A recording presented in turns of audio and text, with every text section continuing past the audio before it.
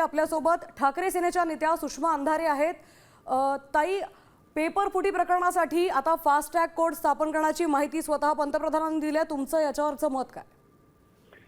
32 दिवसांनी का होईना पंतप्रधानांना यावर बोलावंसं वाटलं, हेही नसे थोडके।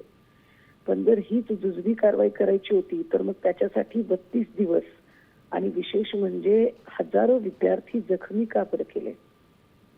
मुळात मुद्दा हा आहे की दरवेळी असे काही घडल्यानंतर कर्मचाऱ्यांवर कारवाई करणे हे रोजचं झालेलं आहे। कर्मचारी फक्त आणि फक्त निर्णयाची अंमलबजावणी करणारे, मात्र ही निर्णय घेण्याची क्षमता ज्यांच्या ठायी आहे त्यांना याच्याबद्दल जबाबदार का धरण्यात येऊ नये।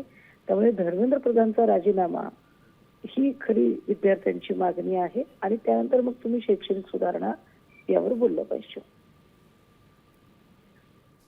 पण पाहतोय पंतप्रधान नरेंद्र मोदींनी आता ही पोस्ट करत सगळ्यांना ही माहिती दिलेली आहे, मात्र कुठेतरी काहीतरी हालचाली होताना दिसत आहेत सरकारकडनं। त्यानंतर हे आंदोलन काहीसं शांत होण्याची शक्यता वाटते का तुम्हाला? आपल्याकडे मराठीत एक म्हण आहे, बैल गेला आणि झोपा केला।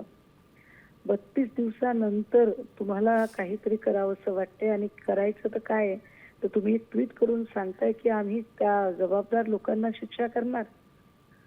32 दिवसानंतरचं हे विधान किती तर्कसंगत, किती कालसंगत वाटतंय।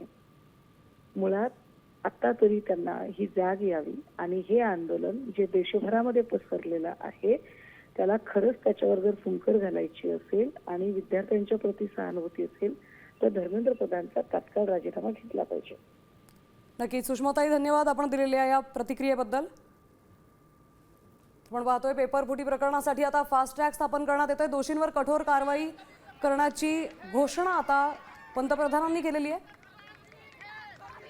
त्यावरच ठाकरे सेनेच्या नेत्या सुषमा अंधारे आपल्यासोबत होत्या।